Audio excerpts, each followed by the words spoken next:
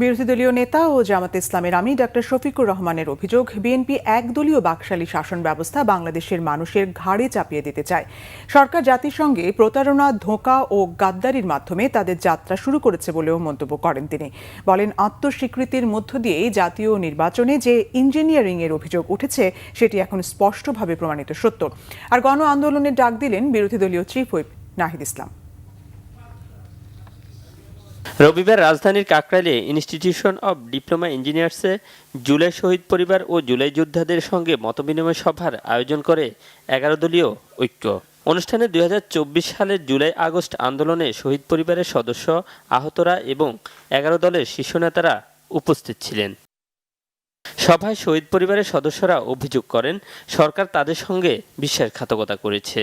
অবিলম্বে গণভোটের রায় মেনে জুলাই সনদ বাস্তবায়ন না করলে আবারও আন্দোলনের হুঁশিয়ারি দেন তারা।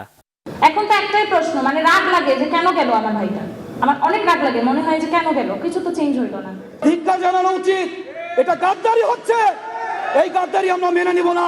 শহীদের আকাঙ্ক্ষাকে ভুলে গিয়ে গণরায়ের বিপক্ষে অবস্থান করবে এমন প্রত্যাশা আমাদের ছিল না।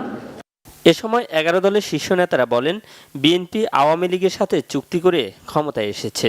বাংলাদেশে যেন ফ্যাসিবাদ তৈরি না হয় সেজন্য জুলাই সনদ বাস্তবায়নের তাগিদ দেন তারা।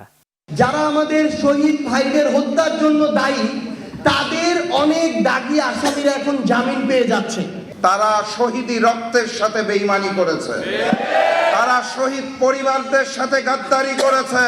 মতবিনিময় সভায় নেতারা অভিযোগ করেন, রক্তে ভেজা জুলাই সনদকে বিএনপি অস্বীকার করে জাতিসংঘে দ্বিচারিতা করছে। তারা প্রথমে আপনাকে দেখাবে জুলাই সনদ যে আমি অক্ষরে অক্ষরে বাস্তবায়ন করছি, পরে দেখাচ্ছে যে তাদের দলীয় ইশতিহার। তো জুলাই সনদ তো তারা দলীয় ইশতিহার হতে পারে না।